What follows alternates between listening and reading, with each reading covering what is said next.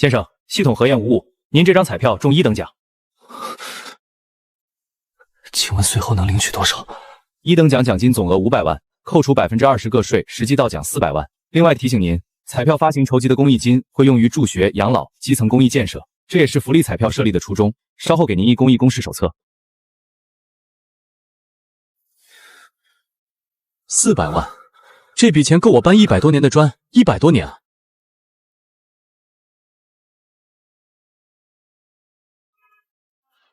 这下老婆终于不用再陪我吃苦了，今晚必须加餐，吃顿好的。我和苏婉结婚3年了，她对我好，不嫌弃我穷，这我比谁都清楚。可是她对她那个不争气的弟弟苏浩，确实过于迁就了。她从小被家里灌输姐姐要让着弟弟的观念，可这种迁就到底有没有底线？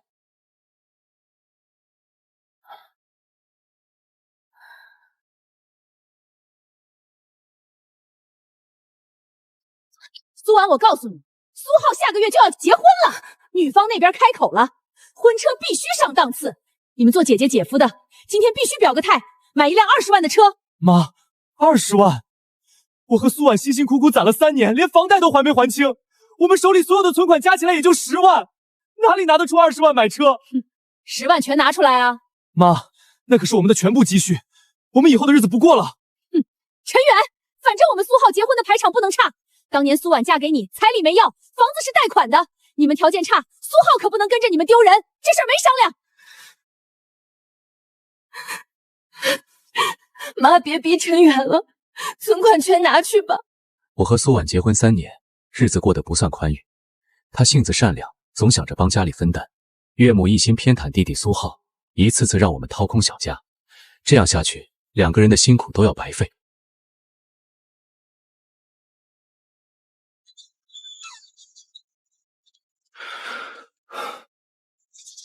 老公，你今天怎么回来的这么早？工地那边今天不赶工期吗？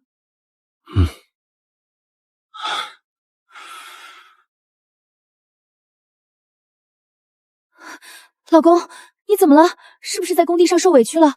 还是包工头又克扣工资了？苏婉，我被裁员了。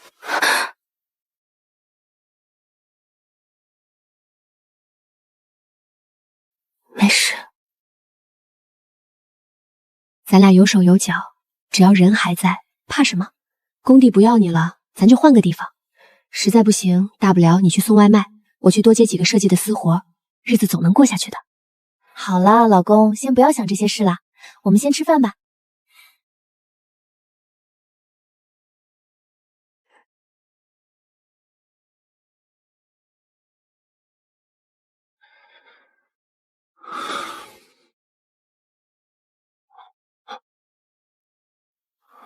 我来洗吧，你上了1天班了，休息休息吧。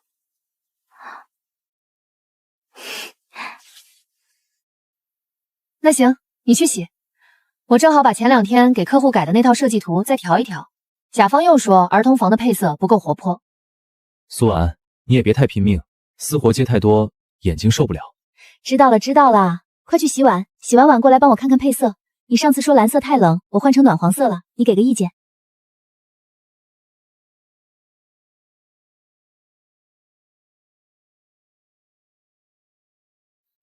老公，你还记不记得我们刚认识的那年冬天？那是12月，下着好大的雪。你骑着那辆破2手摩托车送我回家，我坐在后座，冷得直打哆嗦，牙齿都在打颤。你二话没说，把身上唯一的军大衣脱下来裹在我身上，结果你自己只穿了一件单衣。到我家楼下的时候，你的嘴唇都冻得发紫了，话都说不利索，还傻笑着问我暖不暖和。记得。还有我们结婚那天，你跟我坦白说你把买戒指的钱拿去给你工友垫付医药费了，兜里只有3000块钱，连晚上请客的喜酒都是跟饭店老板赊的账。是我对不起你，让你跟着我受委屈。傻瓜，那时候你什么都没有，除了一把子力气，我不是也毫不犹豫地嫁给你了吗？现在你不过就是丢了一份工作，难道我还能扔下你跑了不成？陈远，只要你不嫌弃我，这辈子我都赖定你了。苏婉搂着我说了很多话，说我搬砖辛苦，说让我别急，说他可以多接几个设计单，他一句都没提他弟的车，一句都没提。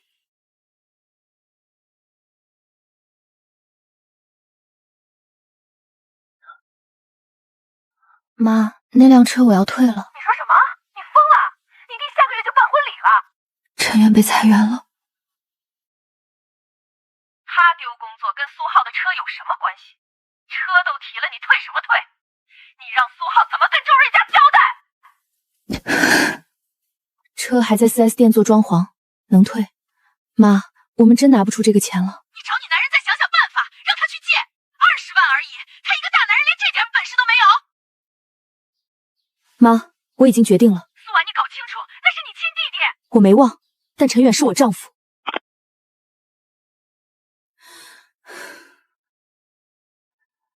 你都听见了？对不起。对不起什么？当初那10万，我不应该自己做主，那是咱俩的钱。你之前说苏浩是你亲弟弟，你也没有办法。那时候我没想通，现在你失业了，我才想通。我去 4S 店退车。我跟你去。不用，你在家待着，想想以后怎么办。我出去转转，看看有没有招工的地方。别给自己太大压力，慢慢找。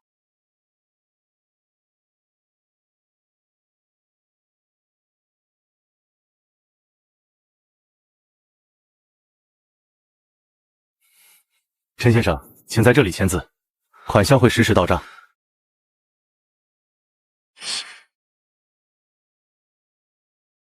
转账完成。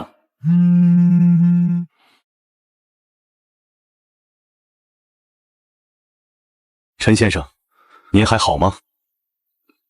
没事，谢谢。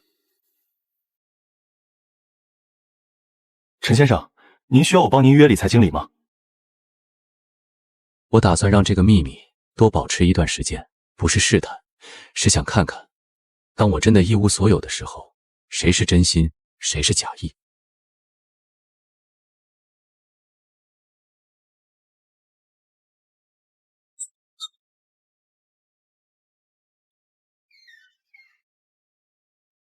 退了。退了，扣了3万违约金。没事，退了就退了。苏浩那边，我跟我妈说了，婚车让他们自己想办法。我们该还的贷款我来还，我多接几个设计单。行。我去做饭。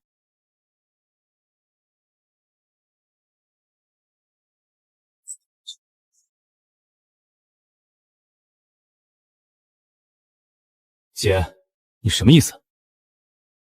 什么意思？车，你说退就退了，你问过我吗？姐，下个月就婚礼了，你让苏浩开什么车去接我？他那破电动车？姐夫，你虽然失业了，但这车的钱又不是你一个人出的，我姐出了大头，凭什么你说退就退？不是我要退的，是你姐自己决定的。姐，苏浩，我和陈远现在还住房贷，他工作也没了，这个车我们负担不起。你自己存的钱呢？我哪有存款？我每个月就那么点。你没上班，哪来的每个月？算了，苏浩，我就知道你姐靠不住。走吧，回去跟妈说，让妈想办法，反正这车不能退。姐，你真行。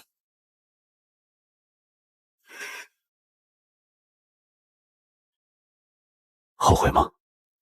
不后悔，只是什么？只是我怕我妈来闹。你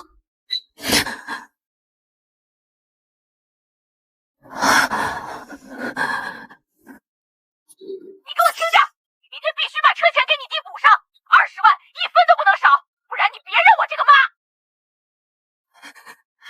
妈。我说了，我们现在我不管，苏浩是你亲弟弟，他结婚你连辆车都不舍得。我没有。那你把钱拿出来。那个陈远连工作都保不住，你让他去借，20万而已，一个大男人连这点担当都没有。妈，这车是我让苏婉退的。陈远，你好大的脸！你一个连工作都保不住的人，有什么资格管我们家的事儿？20万婚车是用我们家的存款买的，我们家的事，我当然有资格管。妈，苏浩25了，没工作，没存款，结婚要车要房全靠别人，您不觉得该让他自己想想办法？苏婉，你听见了吗？你就让你男人这么跟我说话？妈，明天再说吧。从小到大，我妈都觉得苏浩是全家的宝，我上学他让我打工供苏浩，我工作了他让我攒钱给苏浩买房，结婚又要我车钱，在他心里我就是个提款机。你不是。那是什么？你是我的提款机。陈远，你混蛋！我怎么混蛋了？这种时候还说这种话。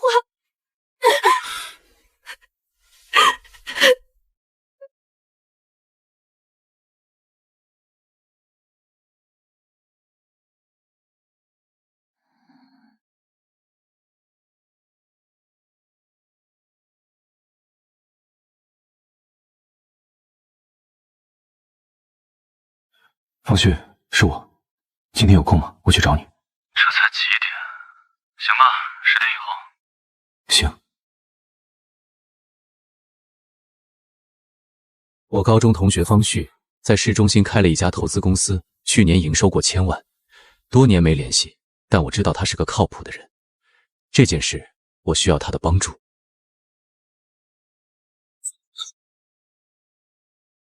坐，喝茶还是咖啡？茶。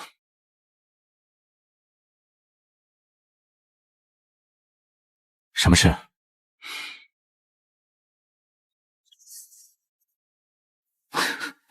又拿这个逗我？不是逗你。我去，1等奖！陈远，你踩狗屎运了！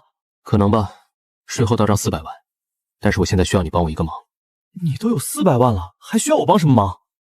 我老婆家的事，你知道多少？听说过一些。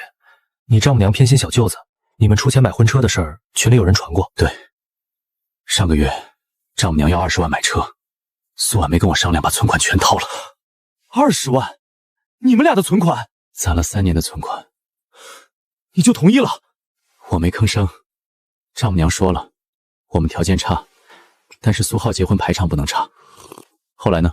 后来我就踩了狗屎运中了这个，但我没告诉苏婉，我跟她说我被裁员了。你想看看她会怎做？我只是想知道，如果我变成一个彻彻底底的穷光蛋，这个家会变成什么样？陈远，你这一招挺狠。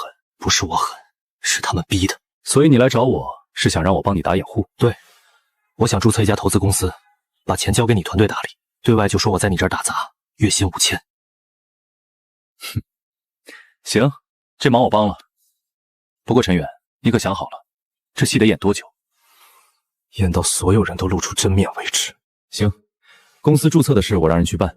注册资本你想写多少？300万。好嘞，陈总。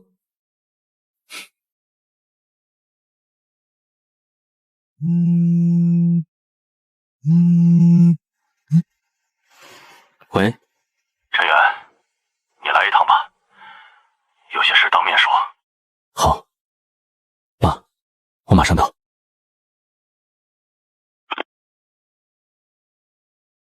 我岳父苏建国在城南开了个五金店，不大不小，够糊口。他这人跟李凤兰不一样，话少，不爱掺和事。但他主动打电话，说明李凤兰那边已经闹到了他头上。来了，坐。啊，什么事儿？你妈打了一晚上电话，我手机都关了。她让我来劝你和苏婉把车钱补上。那您怎么想的？你小子什么时候学会反问我了？不是反问，是想听您的真话。苏浩那个车，一开始我就不同意。20万，你们2口子1年才挣多少？你妈非要面子，说苏浩结婚不能寒碜，我说不过她。现在你没了工作，这钱确实不该让你们扛。苏浩自己没本事，怨不得别人。这是3万块，你们退车扣的违约金我出。爸，拿着，你别跟你妈说是我给的。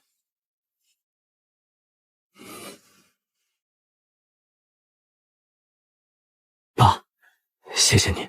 日子是你们2口子过，别让外人搅和。你妈那边我去说。那我先回去了。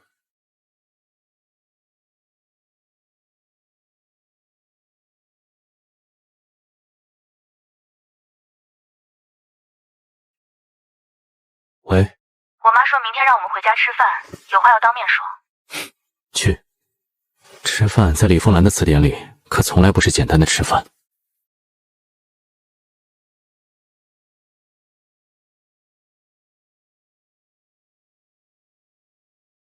那是周瑞他妈王美华。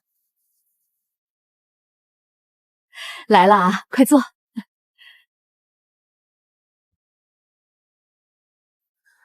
你就是苏浩的姐夫？嗯。凤兰姐，你们家苏婉找的这个条件是不是差了点儿？我们蕊蕊嫁过来，不说大富大贵，起码基本面子要有吧？婚车都退了。就是，陈远，我也不拐弯抹角了，这车你们不能退。妈，车已经退了，钱已经打回来了。那你再买回去。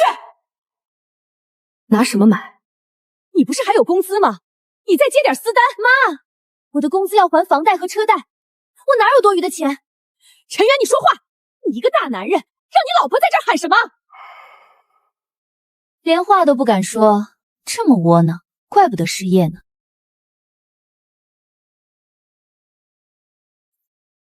妈，这车20验里有我和苏婉的全部存款，苏浩出了多少？我出没出不关你的事儿，那是我姐给我买的。你姐给你买的？那你姐的钱从哪儿来的？从天上掉的？是我跟你姐2个人一个月挣，我搬砖，她做设计，省吃俭用3年，存了10万，全给你了。妈，我只问一句，苏浩到现在25岁了，他什么时候自己挣过1分钱？你别拿这话挤兑我儿子，苏浩还年轻。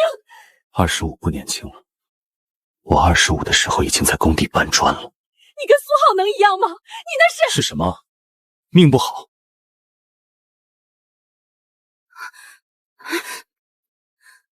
蕊蕊，咱走。这种人家……等一下，阿姨，我定什么条件？您嫁女儿之前看不出来？20万的车要我们出，婚房50万首付也要我妈出，您家出了什么？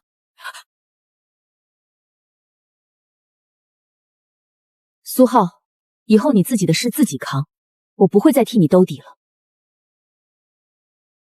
姐，你走了。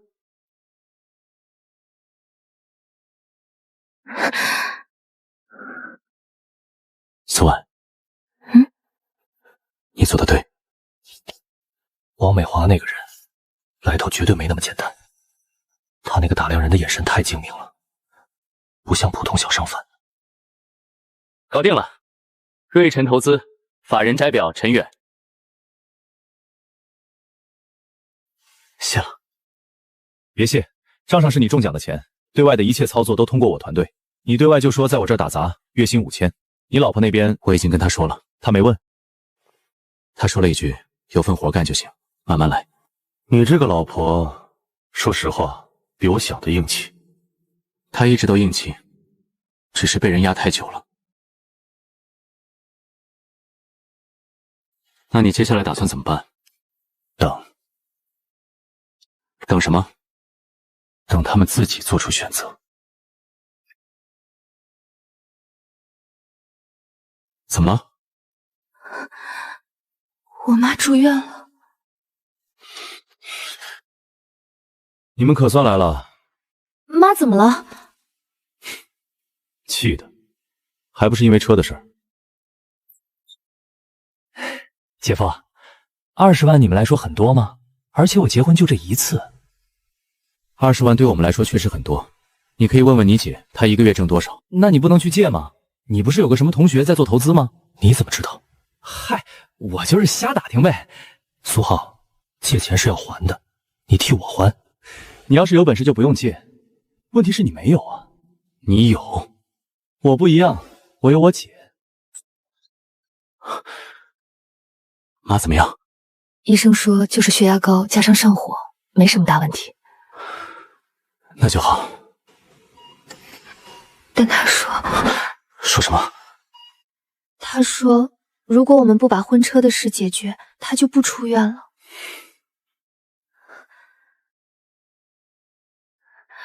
万一他真住出毛病来，不会的。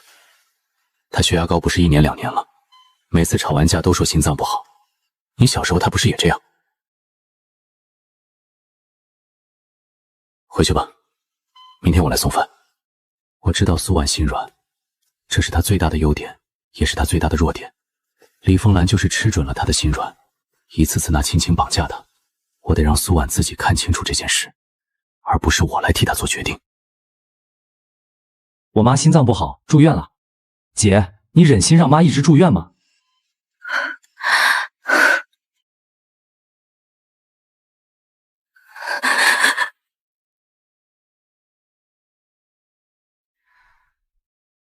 我要不再想想办法。什么办法？我可以找公司预支2个月工资。苏婉，你妈的入院记录我看过了，血压155/95，是高，但够不够住院？不够，是她自己要求住的，而且住的是自费普通床位，费用1天才100块钱。你的意思是？她可能在用这种方式给你压力。你想验证很简单，明天你跟她说，车的事你不管了，让苏浩自己解决。你看他是不是后天就出院？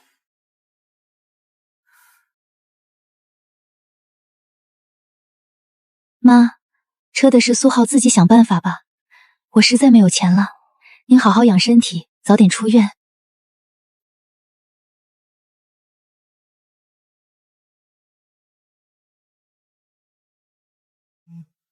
我妈出院了，我大姐不孝顺，以后我妈的事儿我自己管。你是对的。不是我对，是你看清了。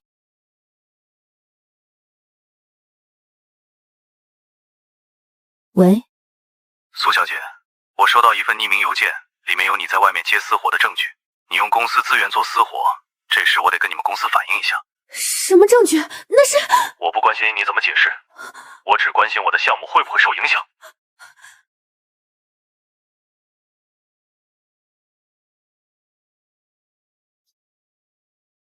老公，有人匿名给老客户发了我做私单的证据。之前我给苏浩看过我的私单文件，他说要看设计图学习学习，他把截图存了，肯定是他。你确定是他？除了他，谁会有那些截图？陈远，我该怎么办？你先别急，看看公司那边怎么说。好。苏安，昨天的投诉你知道了吗？知道了。客户那边不依不饶，公司这边决定扣半个月绩效，下不为例。主管，那些截图是被人故意泄露的。我不想知道是谁泄露的，我只知道你确实接了私单，用了公司资源。回去好好工作，别再出事了。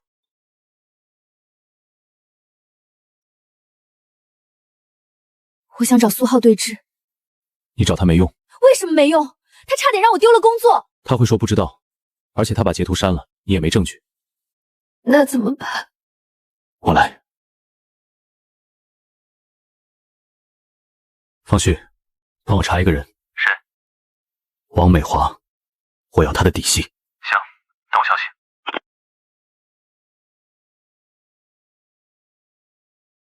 查到了，你自己看。王美华，原名王秀芳，15年前从外省嫁到本市，前夫经营小额贷款公司，因非法集资入狱7年。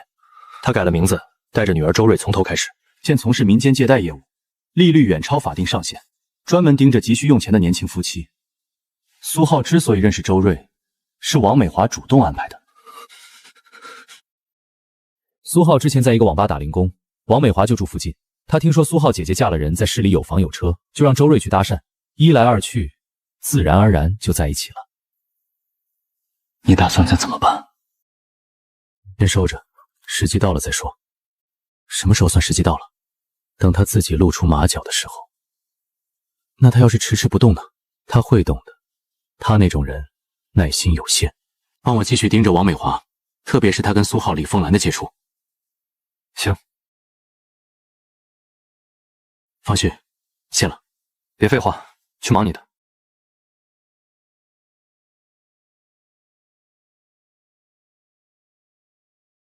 谢了。别要太晚。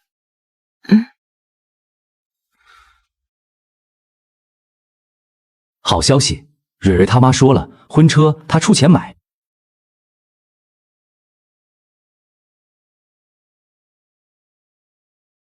那挺好的。不用我们出钱了。好什么好？天上掉馅饼的事儿，总有人要买单。陈远，有个新东西。王美华手底下有一套借贷合同模板，条款设置的很隐蔽。这种条款在正规银行根本过不了审，但王美华不走正规渠道，她不需要你签银行合同，她只需要你在一张纸上签字按手印。王美华给苏浩买车不是大方，是布局，就等苏浩上钩。帮我继续盯着王美华最近的动向。行。局面比我想象的更复杂了，原以为只是家庭矛盾，现在掺进了一个职业放贷人。苏浩和李凤兰还蒙在鼓里，觉得自己遇到了贵人，我得加快节奏了。苏婉，你帮我看一下店。陈远，你跟我来后仓库。昨天你妈跟我说了个事儿，说苏浩的丈母娘要借钱给苏浩做生意。做什么生意？说是开个奶茶店，王美华出20万启动资金，让苏浩做法人。爸，苏浩知道什么叫法人吗？那孩子从小被他妈惯的，分不清东南西北。但你妈觉得是好事儿，说苏浩终于有正事干了。爸，那个钱可能有问题。王美华名义上是做民间借贷的，实际上她的业务早就超出了合法范围。你说什么？我第一次见王美华就觉得她不太对劲，就让朋友查了查。王美华原名王秀芳，她本人也从事高利附贷，专门盯有房产的家庭下手。这事儿你确定？确定，但证据现在还不能拿出来。为什么？现在拿出来，妈不会信，她只会觉得我在挑拨，得让她自己看到。那您打算怎么做？您别声张，我来安排。但有一条，您别让妈在任何文件上签字。行。王美华给苏浩的那个奶茶店项目，你帮我查一下细节，注册地址、资金流向，他跟谁签了什么东西，越清楚越好。行，明天给你。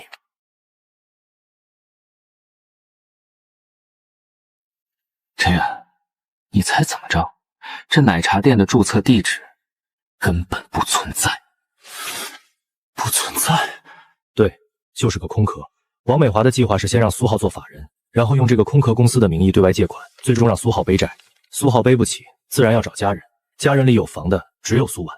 只要苏浩和周瑞领了证，法律上就是夫妻，到时候债务缠上苏浩，整个苏家都会被牵连。对，所以你必须在领证之前把这事解决。爸，苏浩的婚礼是什么时候？下个月18号，还有30天，必须在这之前让所有人看清王美华的真面目。感恩未来丈母娘，人生转运了。好好干，好日子在后头。总觉得哪里不对。哪里不对？周蕊家条件一般，他妈一个做小生意的，怎么出得起70、80万买车，还借20万给苏浩开店？你怀疑什么？我不知道，就是觉得太好了，天上不会掉这种馅饼。也许不用等到还礼前，也许苏婉自己就会把这件事撕开。苏婉，上次的事，客户那边一直在追责，说你给他做的设计稿跟给公司做的高度相似，要求公司给说法。主管，那2个设计稿完全不一样。公司没办法鉴定，我们只能保客户。公司决定解除劳动合同，你去人事部办手续吧。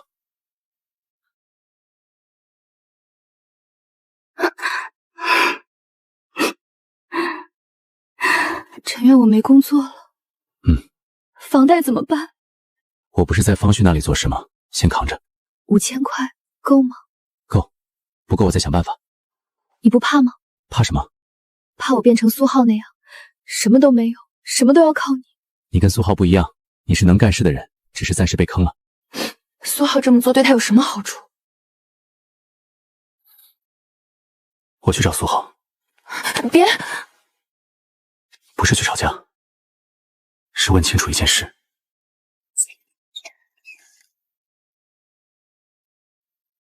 你来干什么？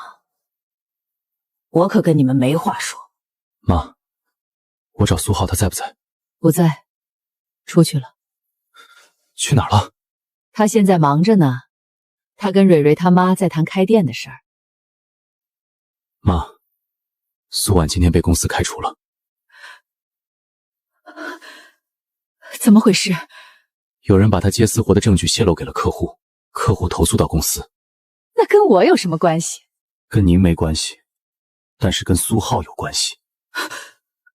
你什么意思？你怀疑苏浩？苏浩去苏婉电脑上看过那些文件，他有截图。你凭什么这么说他？您可以问问苏浩，看他怎么回答。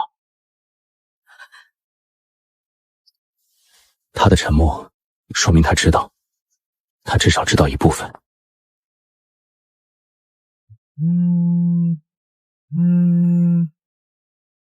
方旭，帮我一个忙。你公司有没有设计相关的岗位？苏婉被辞退了，我想让她去你那儿。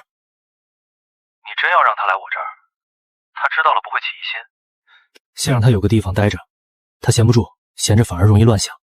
行，我这边正好缺一个品牌设计，你这份心我帮你兜着。品牌设计月薪15000，方旭公司不是做投资的吗？他们也有品牌部门。方旭说你上次帮他做的那个 logo 他挺满意的。这个薪资比我之前的还高。方旭的公司不差钱，而且你的能力值这个价。苏女士，欢迎加入，下周一入职。咱们品牌部刚起步，正好缺一个有经验的设计师。谢谢方总。搞定了，你老婆状况还行，比我想的稳。谢了。新公司还适应吗？挺好的，方总人不错，同事也好相处。他不知道这背后的事，我也暂时不打算告诉他。眼下最紧迫的事就是苏浩的婚礼，还有20天。陈远，新消息，王美华那个奶茶店项目已经注册下来了，法人是苏浩，但他让苏浩签了一份补充协议，内容不简单。什么内容？大概意思是，如果苏浩经营出了问题，债务要由他个人承担，而苏浩名下没有任何资产。哼，苏浩名下有个屁的房产。所以问题在结婚之后，只要苏浩跟周瑞领了证，债务就可能牵连到整个家庭。王美华可以拿着这份协议走法律程序，让苏浩的近亲属代偿。近亲属？苏婉？对。而且你们的房子有苏婉的名字，我必须在领证之前把这事解决。但怎么解决？得有方法。直接拿证据去找李凤兰，他不会信，反而会觉得我在挑拨。直接给苏浩更不行。苏浩现在被王美华哄得团转，那你打算怎么办？让王美华自己露出破绽。怎么让他露？给他一个诱饵，你以投资公司的名义给王美华的小额贷款业务抛一个合作邀约，金额写多少？不用太大，但要让他觉得值得认真对待，50万左右。行，就按你说的办。我服了，这个女人当着我面就把底全露了。这女人比我想的还能说。她跟我聊了半个小时，把自己的业务模式讲得头头是道。她说什么了？她说她手里有4、5个项目在推进，每个项目都有一个年轻人做法人，奶茶店、洗车行、快递站全是空壳。她给这些人提供启动资金，等他们背上债，再通过法律手段索偿。苏浩是第几个？最新的一个。他还特意提了一句，说这个小伙子家里有套房，他姐姐的，只要运作运作，跑不了。录音了吗？全录了，先存好，还不到用的时候。那你打算什么时候用？婚礼那天，让所有人一起听。你认真的？从来没这么认真过。怎么了？我妈又打电话了，问婚礼的事，问份子钱，问有没有认识做司仪的。你怎么说的？应付了几句。你说那个人到底什么来路？怎么了？我今天在网上翻了一下，搜到一个叫王秀芳的，照片跟王美华很像。然后呢？那个王秀芳的前夫好像因为非法集资坐过牢。你是不是早就知道了？知道一部分。什么时候知道的？上个月你被投诉之后，我让朋友查了一下王美华的背景。你为什么不告诉我？告诉你之后呢？你去跟你妈说，她不会信；你去跟苏浩说，他更不会信。他们只会觉得你在搞破坏。那你打算怎么办？我有办法，但需要你配合一件事。什么事？婚礼那天你什么都不要说，不管发生什么，你看着就行。好。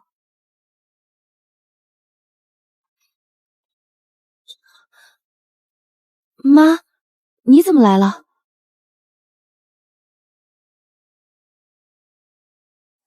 苏婉，你弟要领证了。蕊蕊他妈的意思是让你把房产证借一下。借房产证干嘛？蕊蕊他妈说苏浩开店需要一个资产证明，用房产证做担保去银行贷一笔款。妈，房产证不能借。怎么不能借？又不是真抵押，就是走个流程。走什么流程需要用别人的房产证？你怎么那么多问题？你弟开店你不支持？妈，我不借。苏婉，你别忘了，这房子当初你结婚的时候，首付里有2万是我出的。2万首付我3年前就还您了，这房子的产权跟您没有半点关系。好，你翅膀硬了是吧？你不认我这个娘家人了是吧？妈，我不是不认娘家，我只是不能什么都不问就往外拿。房产证是大事，我不能稀里糊涂的交出去。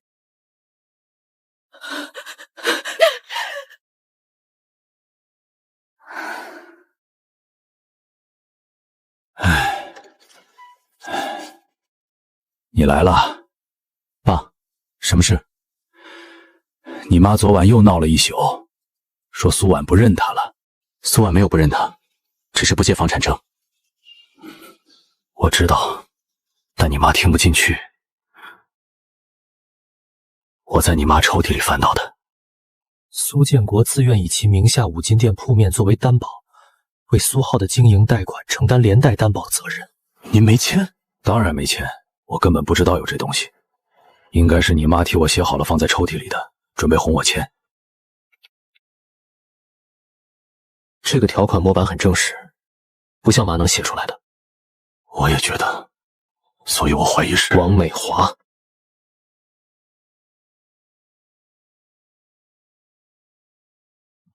爸，这张纸我带走，你拿去吧。明天婚礼您正常去就行，到时候不管发生什么事，您别插手。你要在婚礼上，不是闹，是让该看到的人看到真相。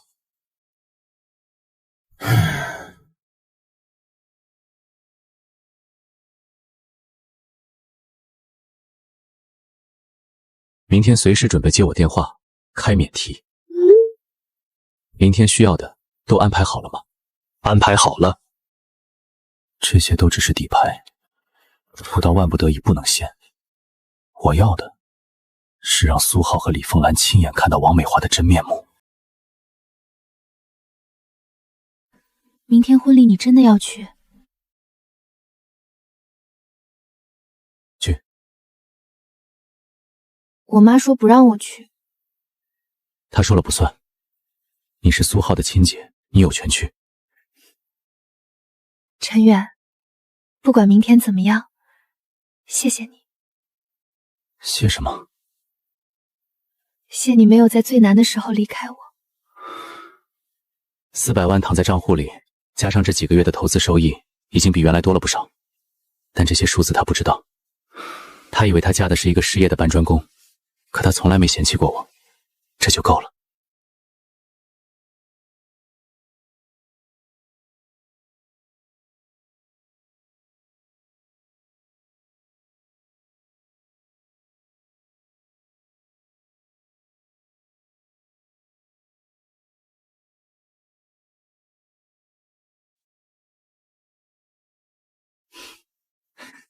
姐，你来了，我还以为你不来呢。你结婚，我当然来。姐夫，你今天别找事儿啊！我什么时候找过事儿？各位来宾，良辰吉时已到，让我们用最热烈的掌声欢迎新郎苏浩先生、新娘周瑞小姐闪亮登场。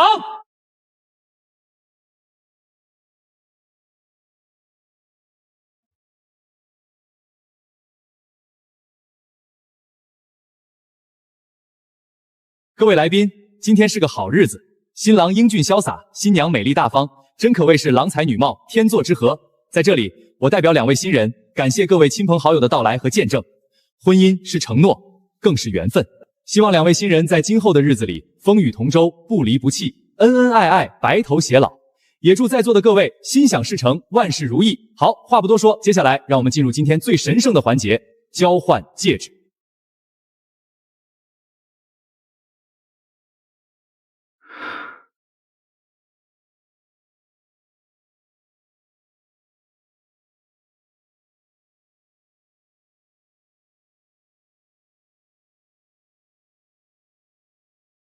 好，戒指交换完毕，从今往后你们就是彼此一生的伴侣。接下来，请两位新人移步香槟塔，开启幸福之泉。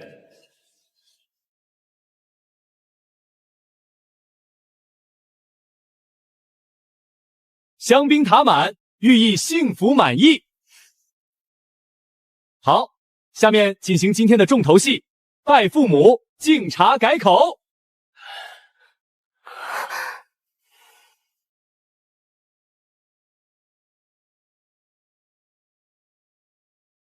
先请新郎给岳母敬茶。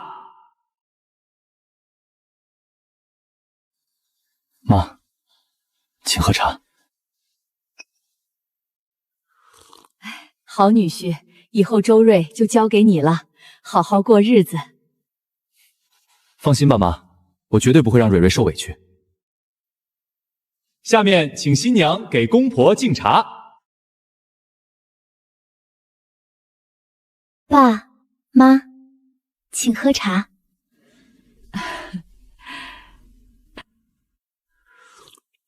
哎，好闺女，好好过。谢谢爸。三拜礼成，从今往后，两家人变成一家人。好，请各位长辈落座，下面进入敬酒环节。新郎新娘将烛桌答谢宾朋。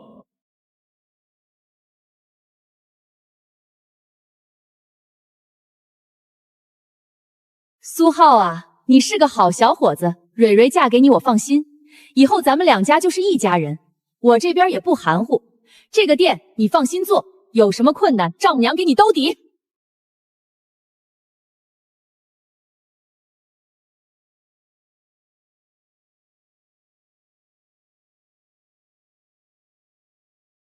他带他们去干什么？你想不想知道？手续趁今天就办了，一家人嘛，你们签个名就行。什么手续？就是那个奶茶店的担保文件，苏浩做法人，你和老苏做担保人。放心，就是个形式，银行那边要看。妈，你签就行了，我都签过了。老苏也要签？你们是苏浩的父母吗？一家人在一张纸上，银行那边才好批。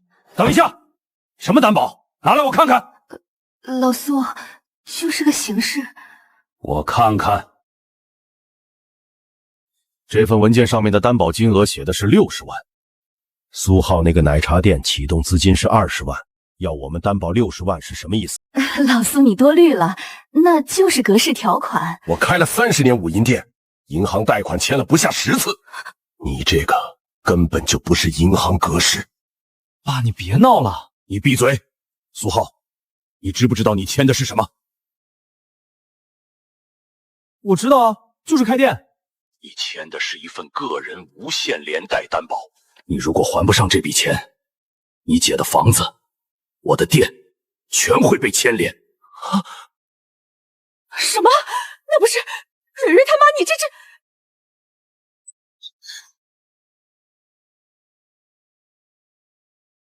你来吧。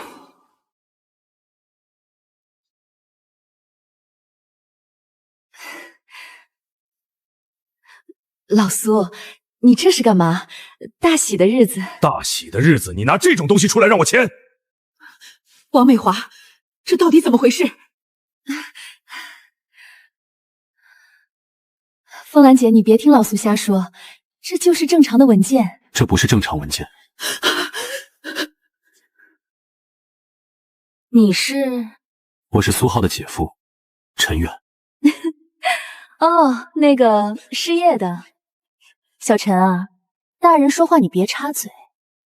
这份文件涉及到我老婆的房产，我当然要插嘴。谁说涉及到你老婆了？合同条款里写了，债役人不能清偿时，可追溯至其3代以内近亲属的财产。苏浩的3代近亲属里，他姐排在第1个。行，那你想怎么样？不签就不签呗，我又没强迫你们签。你确实没有强迫，但你之前让苏浩签的那份补充协议，苏浩说他没仔细看。我想请问王阿姨，陈远，你别在这搅和，今天是我大喜的日子。苏浩，你知道你签的是什么吗？我知道啊，蕊蕊他妈借我20万开店，你签的文件上写的金额是60万，多出来的40万去哪儿了？60万？你连签的数字都没看？妈，不是20万吗？苏浩别急，那个60万是包含了预留资金和运营周转费。那个奶茶店的注册地址我让人查过了，根本就不存在。那个地方是一家干洗店，开了好几年了。王阿姨，您能解释一下吗？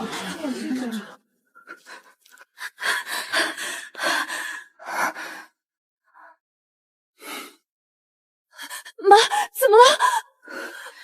没事。小陈，你调查我。我只是保护我的家人。你，王阿姨，或者我该叫您王秀芳。王秀芳，她不是叫王美华吗？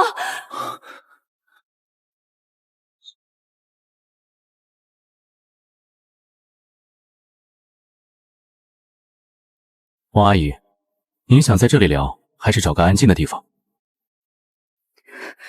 你想说什么就直说。好，这是你让苏浩注册的那家奶茶公司的工商信息，法人是苏浩，注册地址是一个根本不存在的铺面。你知道这叫什么吗？叫空壳公司。看不太懂。看不懂没关系，我告诉你，你注册了一家根不存在的公司，你的名字被用来对外借了60万。这60万你一分都不会碰到，但债务全在你头上。不可能，蕊蕊他妈！我还没说完。这是王美华，也就是王秀芳过去几年的相关记录，她手里至少有多个跟你一样的法人，每一个人的名下都有一家空壳公司，每一个人都背着债务。这是受害者的材料，有人愿意出来作证？喂，张哥，我是陈远，我身边有几个人想听你说说你经历的事。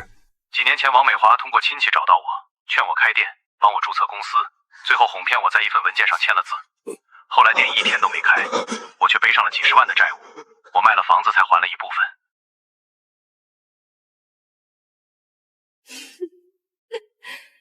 小陈，你调查的挺仔细的，但我做的事合法不合法，不是你说了算。王女士你好，我姓赵，是一名律师，我的当事人已经委托我对您提起民事诉讼。另外，您过去的放贷记录我们已经提交给治安机关经济侦查大队。妈，你做了什么？我差点把老苏的店迁出去了。蕊蕊，你知道你妈干的这些事吗？蕊蕊，你回答我，你从一开始是不是就……苏浩，你别问了，证都没领呢，没领就。苏安，陈远他……治安所的人到了。王秀华女士，我们治安所的有人举报您涉嫌合同诈骗，请您配合调查。陈远，你根本不是个搬砖的。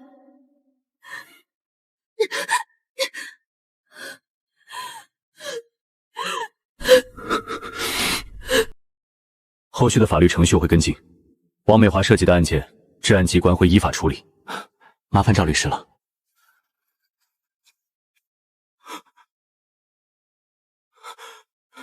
姐夫，这怎么60万在我名下？我怎么办？我会不会坐牢？你签的是民事合同，不是刑事犯罪。王美华涉嫌诈骗是她的事，在法律上你是受害者。那20万的债务可以通过法律途径装出合同无效。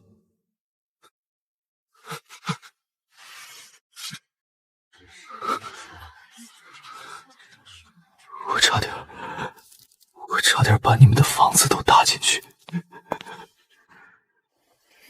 苏浩，以后长点记性。姐，我错了，我再也不……你不该跟我道歉，你该谢的是你姐夫。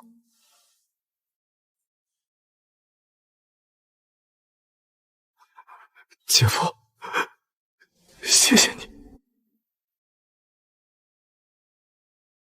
走吧，回去再说。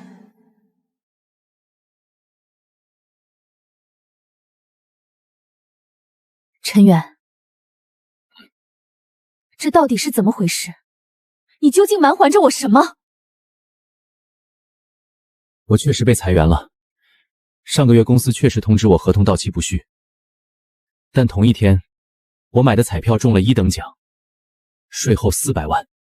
什么时候的事？3个月前，你退婚车那天之前。那你跟我说失业，是因为我想看看，当我真的一无所有的时候，你会不会坚定地站在我身边？所以你一直在观察。对，方旭的公司是我的钱投的，你的那份工作也是我安排的。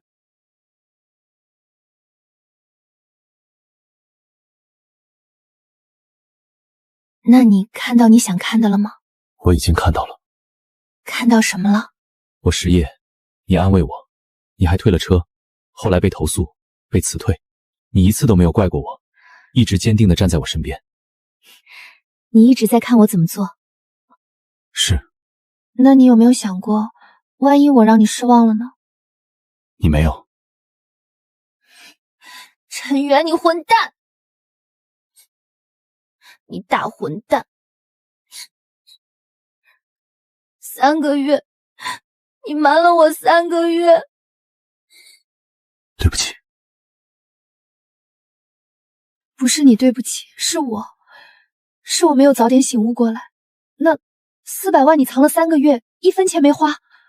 投资了，现在比原来多了一些。多少了？加上投资收益，现在接近700万了。什么？700万？姐夫，你有700万？回家，我要看账户。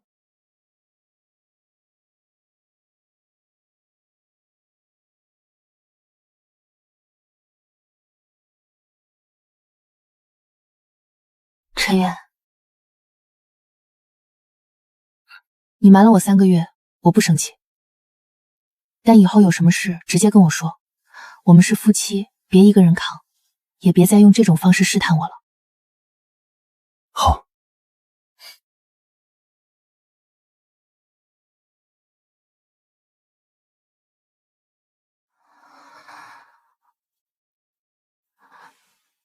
你真的中了大奖？是真的。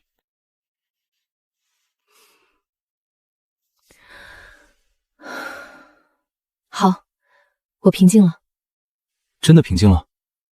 我平静了，但是我有个问题。什么？你说投资了这么多，以后你打算怎么做？继续搬砖？不搬了。那干什么？方旭的公司现在有我的股份，我想正式入伙，做合伙人。你懂投资？3个月前不懂，现在懂一点了。方旭说我看项目的眼光不差。你看人的眼光也不差，王美华那个局你布的挺好的。那是被逼出来的。陈远，以后别瞒我了。不瞒了。你瞒着我，比任何事都让我难受。好，我瞒了他3个月，他没哭没闹，就说了2句话，回家。这一刻，我知道我的选择没有错。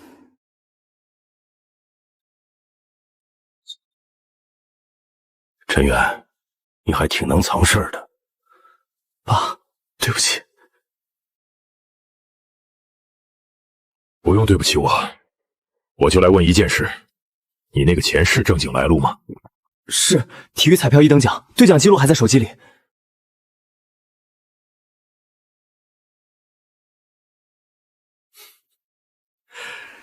这好事居然让你小子碰上了。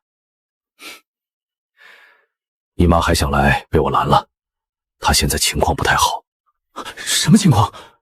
她觉得自己差点被王美华骗了，又觉得被你瞒了，加上苏浩婚礼砸了，整个人状态有点差。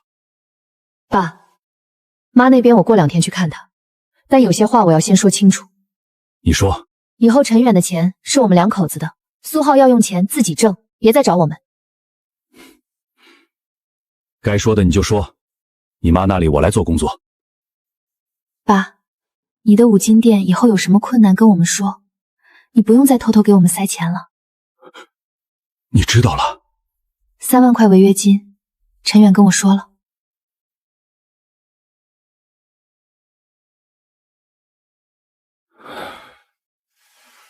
你们好好过日子，其他的别管了。我爸这辈子活得太累了。以后让他轻松点。怎么轻松？先帮他把五金店重新装修一下，如果他愿意，可以扩大规模，方旭有这方面的渠道。你连我爸的事都想好了？你是我老婆，你爸就是我爸。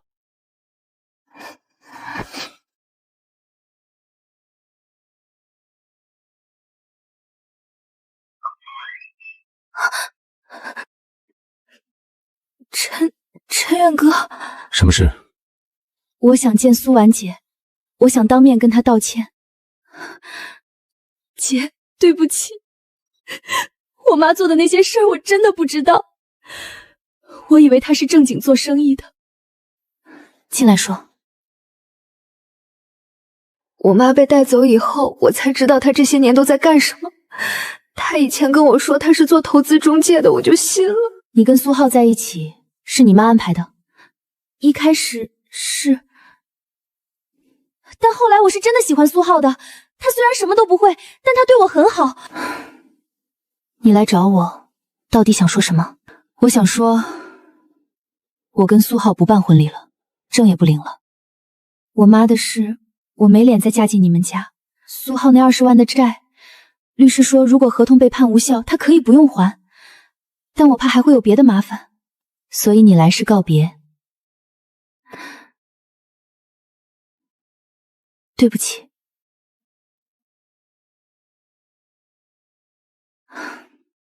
你信他说的？信一半吧。哪一半？他跟苏浩之间或许有真感情，但他一开始是被他妈安排的，这个没法原谅。姐，你知道吗？蕊蕊跟我分手了。我知道。她说什么了？她来找我道歉。姐，是不是我太没用了？苏浩，你以后打算怎么办？我不知道。那你先想想，想好了再打电话给我。心不心疼？有点，看苏浩那个样子，他是真的喜欢周瑞。喜欢归喜欢，但在被骗和被分手之间，我觉得苏浩心里有数。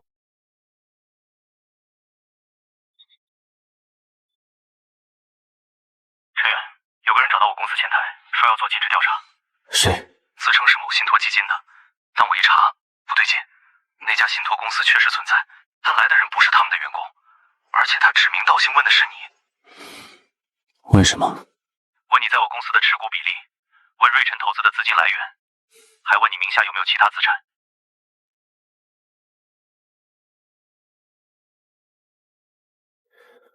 那个人留名片了吗？留了，名字叫刘凯，我让人查了一下这个名字。说。刘凯是一个叫做鼎成资本的公司的外聘调查员，鼎成资本的实际控制人叫陈耀祖。陈远，你还在吗？在。这人跟你什么关系？他是我爸。你从来没提过你有爸。一样的，他也从来没觉得他有儿子。那他为什么突然来查你？不知道，但我知道一件事，他不是来认亲的。帮我查一下陈耀祖这些年的经历，越详细越好。行。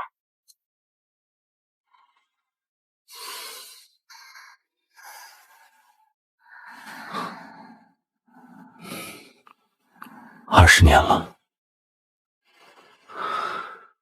有些事是时候面对了。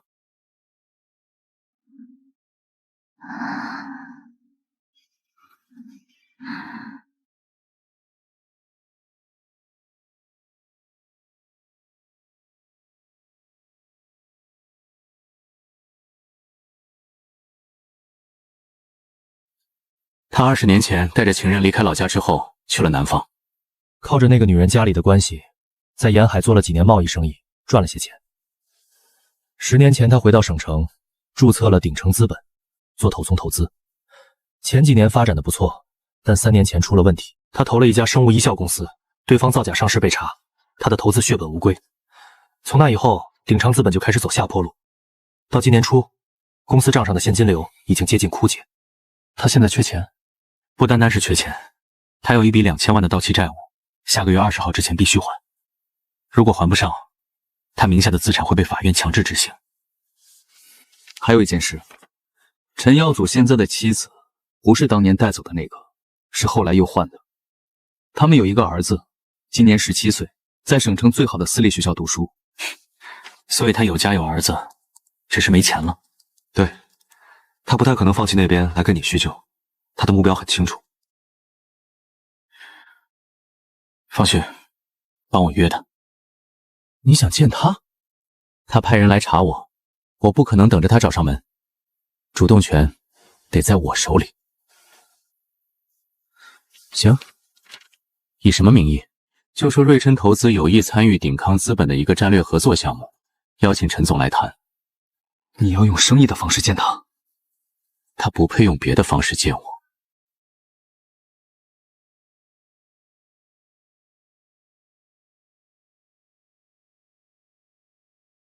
你穿西装比穿工服好看。16岁那年，我穿着打满补丁的校服在工地扛水泥，现在我穿着西装去见那个离开我的人。命运有时候确实很讽刺。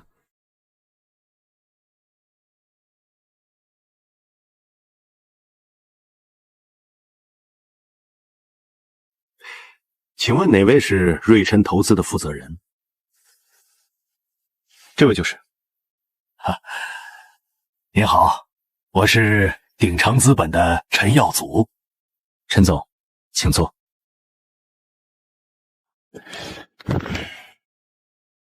陈总，在谈合作之前，我有个私人问题想问一下。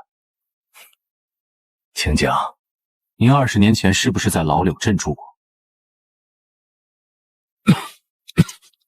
老柳镇，我年轻时确实在那边待过几年。几年？可能6、7年吧。那您在老柳镇有没有成过家？那都是很早以前的事了。是早，我妈去世也早，她41岁就没了。您大概不知道。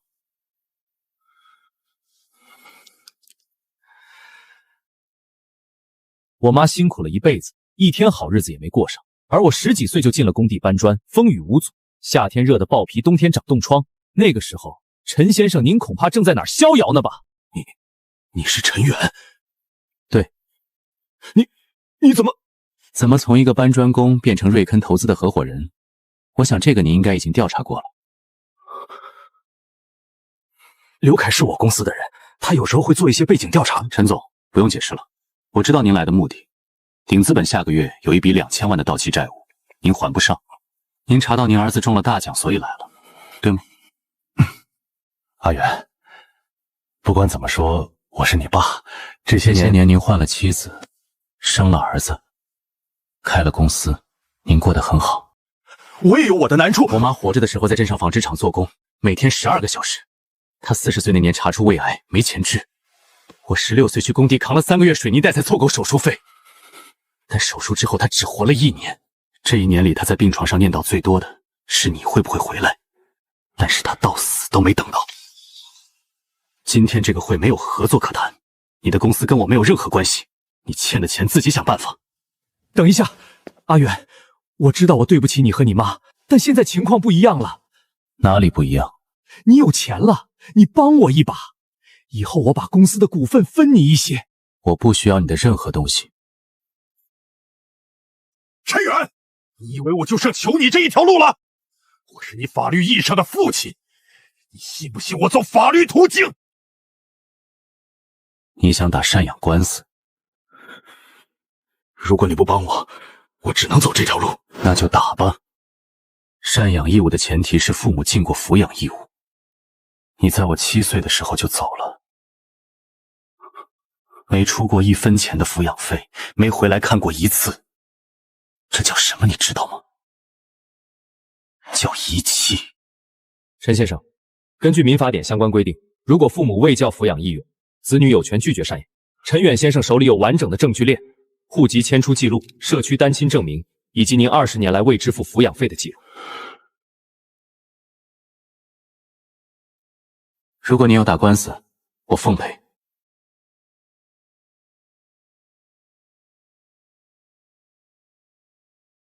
妈，我现在有钱了，终于不用再盖工大专了。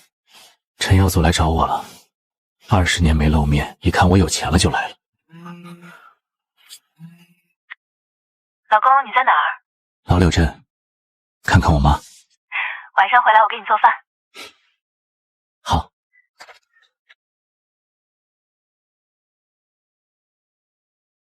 饭马上好。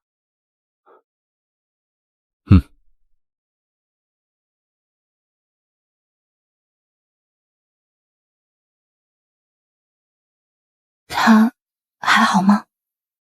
赔钱的草长了不少，我拔了。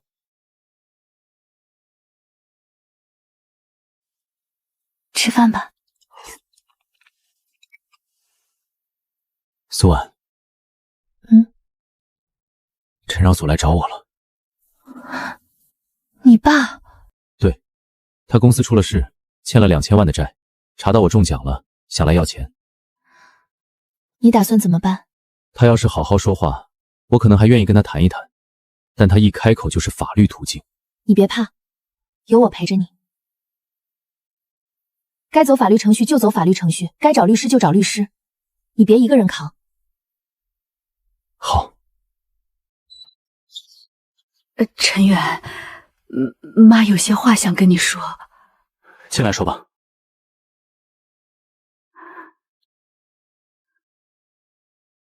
妈，什么事？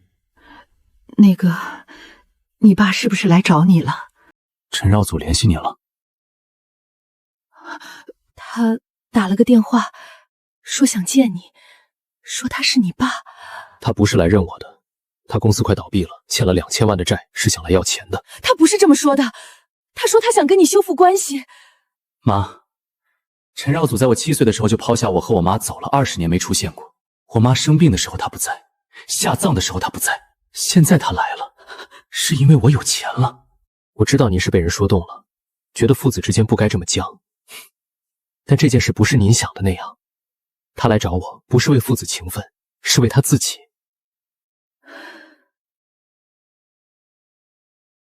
行，妈知道了。妈不该替他说话的。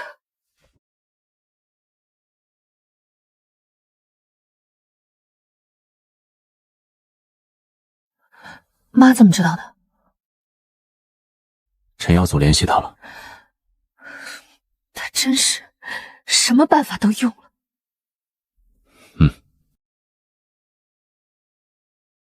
他要求做亲子鉴定，确认父子关系，然后主张赡养权和财产知情权。他想走法律程序，我陪他。他要做亲子鉴定，你可以拒绝。你们之间的户籍关系已经解除了，当年他户口迁走的时候就从你的户籍页上消失了。法律上，他要重新建立父子关系，需要走亲子鉴定程序。他走得通吗？走得通，但很慢。而且就算鉴定结果确认父子关系，也不代表他自动获得赡养权。根据相关法律规定，父母未尽抚养义务的，子女有权拒绝赡养。你的情况，他很难要到钱。那他为什么还要走这一步？拖时间。他的债务快到期了，如果他能拿到一张法院的受理通知书，证明他还在争取赡养费，就可以向债权人申请延期。他不是真的要你的钱，是拿你当挡箭牌。有没有办法让他连过程都走不下去？有一种方式，你主动向法院提交证据，他20年来未支付抚养费的记录、社区的单亲证明，以及他遗弃家庭的材料。如果证据链完整，法院很可能在受理阶段就驳回他的申请。需要多久？快的话1周。那就做。您好，之前那条关于中奖的视频，麻烦您帮全部删除。对，全部。谢谢。视频删了，但传播已经造成了影响。你好，我们是电视台的记者，关于你亲爹的事情，你愿不愿意上节目说一说？我们台最近在做家庭纠纷的专题。不了，这是私事。理解。但如果他那边先闹上媒体呢？他不会，他的底子经不起查。他一闹，他的公司、他的债务、他的过去全会被翻出来，他输不起这个。好，我知道了。法院的反馈来了，驳回了陈耀怀的亲子鉴定申请。理由呢？申请人未提供任何曾履行抚养义务的证据，且户籍关系已经解除。法院认为，在没有充分事实依据的情况下启动亲子鉴定程序，不符合受理条件。好。喂，爸。一个男的来店里找我，说是你爸。他说什么了？说要见你，说你不认他没关系，但他不想死在外面，连个送终的人都没有。您怎么回复他的？我让他走了，但他留了一张名片在柜台上。您丢了吧？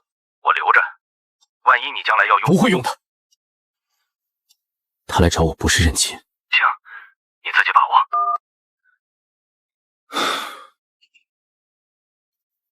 又是他。找上你爸了。他到底想干什么？他是想拖。他债务快到期了，只要还在打官司，债权人就得等他。你打算怎么办？等法院的裁定，别的不用做。姐，那个陈耀祖来找我了。找你干什么？他说他愿意付我钱，让我帮他传话。他说只要姐夫借他500万，周转一下就行，3个月还，年利息10%。苏浩，你怎么说的？我说我考虑一下。考虑什么？你上次被王美花骗惨了，你忘了？现在又来一个。他不一样，他是姐夫的亲爸。亲爸也不行。你给我听好了，陈耀祖再找你，你一个字都不要跟他说。这个人已经开始不择手段了。我知道。你打算怎么收场？不用我收，他的局马上就自己崩了。鼎成资本深陷债务危机，实控人名下资产被冻结。到期日的前3天，债权人联合申请了财产保全，法院冻结了陈耀祖名下的所有资产，公司账户、1套公寓、1辆车。他现在妻子带着儿子连夜回了娘家。陈远，林书瑶来了，在前台。他来干什么？他说想见你，让他进来。你就是陈远？是。我是林书瑶，我想跟你谈几分钟。耀祖做了什么事，你应该比我清楚。他瞒了我很多东西，比如他有一个前妻和一个儿子。这件事我直到1个月前才知道。我来不是替他求情，他的债务是他自己的事，跟我没有关系。我跟他的婚姻也维持不下去了。那您来是？我查了你的资料，16岁进工地，搬了10年砖，娶了普通人家的女儿，买了一套小房子。中奖之后没有乱花，而是找人做投资。陈远，你比他强。这是我跟耀州的离婚协议，我已经签了。如果他以后再来烦你，你告诉他，他连最后一个愿意忍他的人都走了。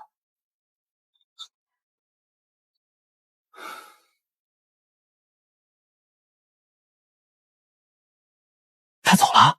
走了。什么感觉？他把自己摘干净了。苏浩，进来吧。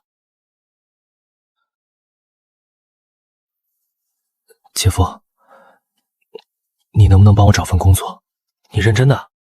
认真的。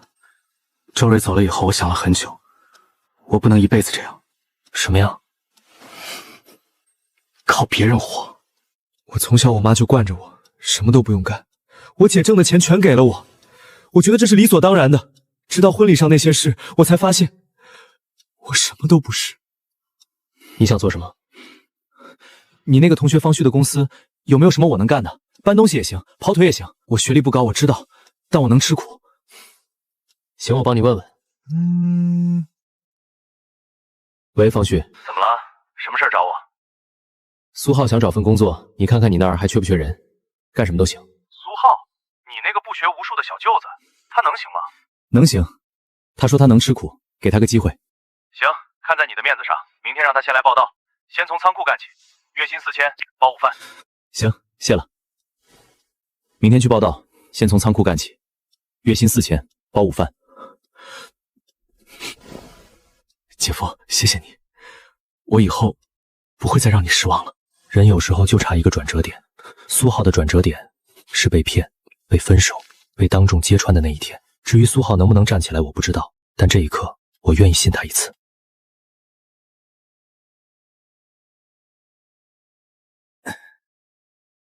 你这个小舅子脑子不算灵光，但肯干，给他半年时间，看看能不能转岗。行。陈耀国组的事基本落定了，公司被清算，住宅被拍卖，他被列入失信名单。林舒瑶带着儿子回了娘家，跟他划清了关系。你说他以后怎么办？不知道，也不关我的事。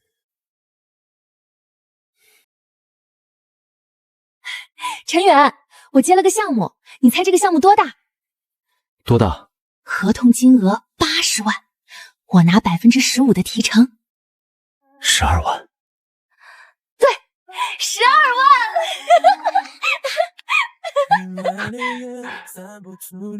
苏婉，你现在比我能挣了。那是，你老婆我厉害着呢。是，我老婆最厉害。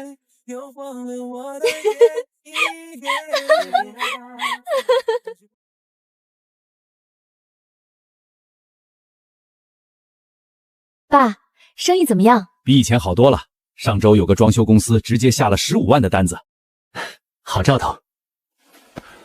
你妈最近老念叨你，念叨什么？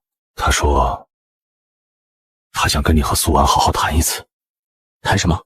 她没说，但我感觉她这次是认真的。行，让她来吧。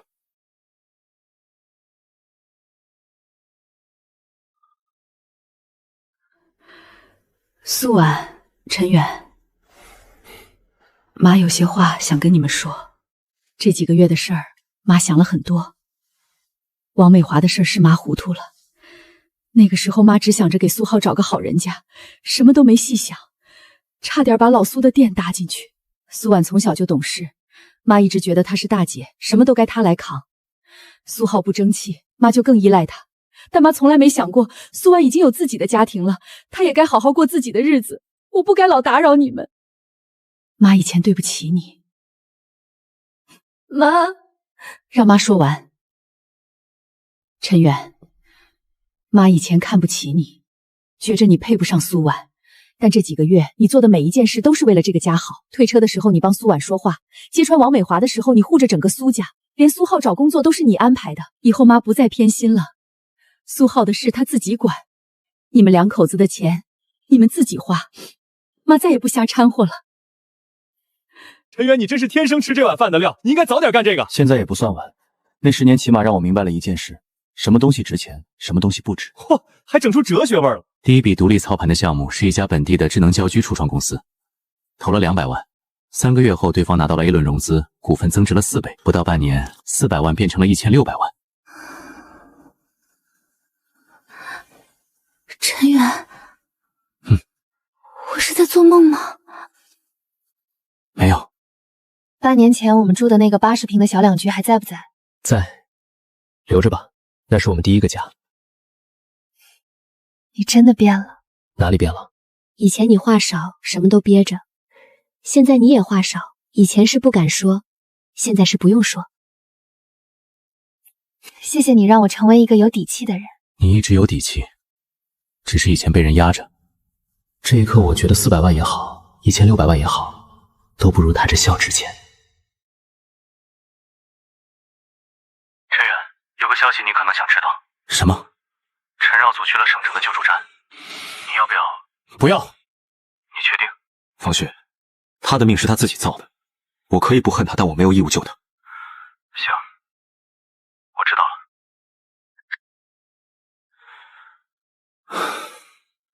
妈，您看到了吗？儿子出息了。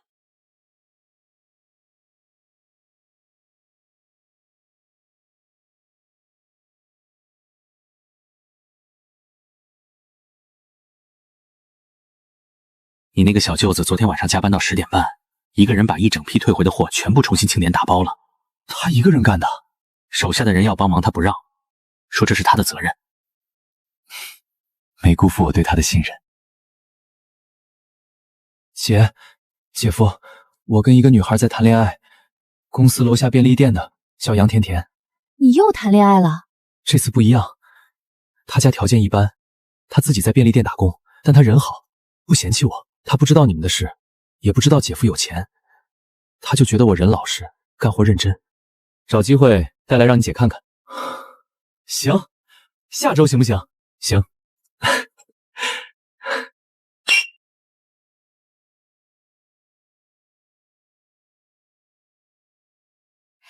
来了来了，姐，陈远哥，我来蹭饭了，打扰你们啦。不打扰，不打扰，快进来，饭已经做好了，就等你们了。哇，姐你手艺太好了，闻着就香。苏浩老念叨你做的饭，说我一定要来饱饱口福。哎呀，嘴真甜，来坐下吃，别客气。好吃，姐，以后我得多来跟您学几手。随时来，你姐最近闲下来了，巴不得有人陪她说话。甜甜，苏浩这小子没少让你操心吧？姐，我有什么可让人操心的？操心是操心，但他真变了很多。我跟他说，以前的事我不管，以后的事我陪他扛。您放心，我不会让他走回头路的。他要是敢犯浑，我第一个不答应。放心吧，姐，我现在已经不是以前的苏浩了。那就好。来，多吃菜，别说那些了。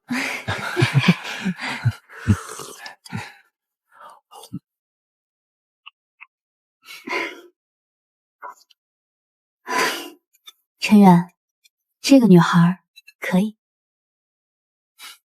你看准了？看准了。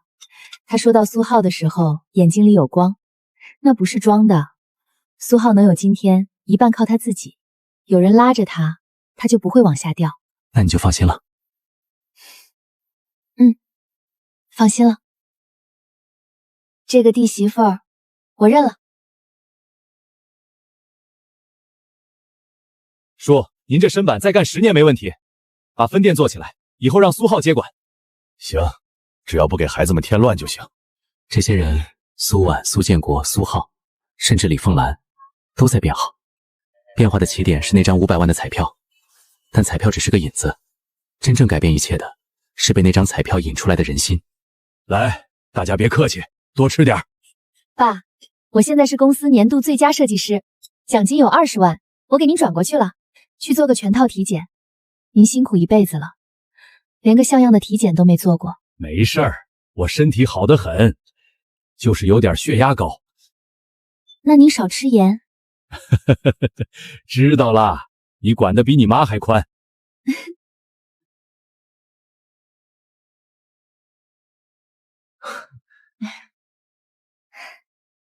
多吃点儿，你太瘦了。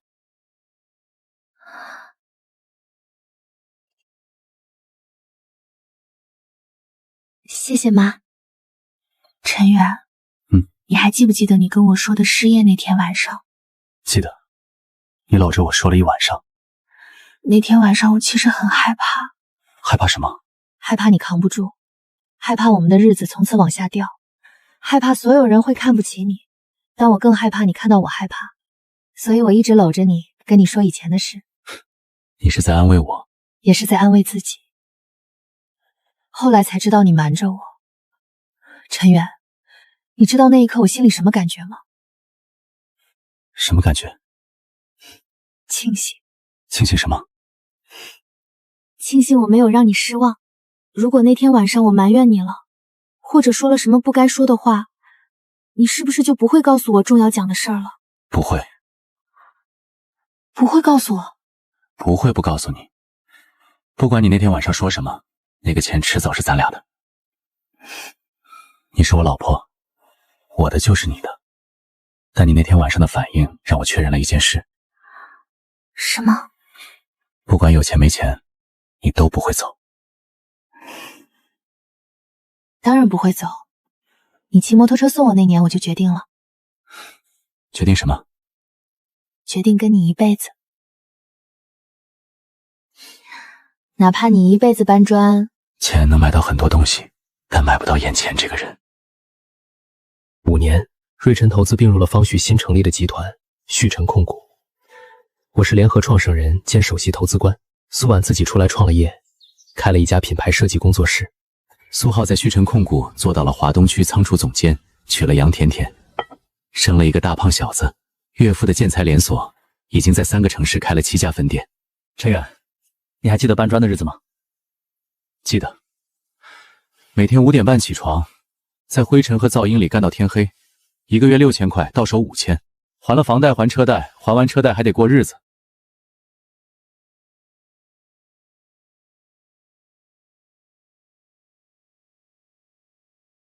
陈总，您认识那个人？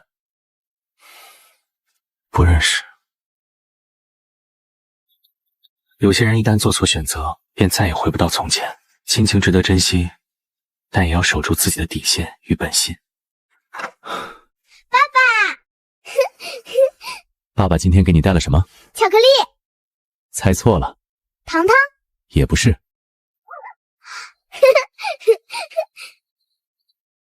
出差顺利吗？顺利。吃饭了吗？没。想和你们一起吃。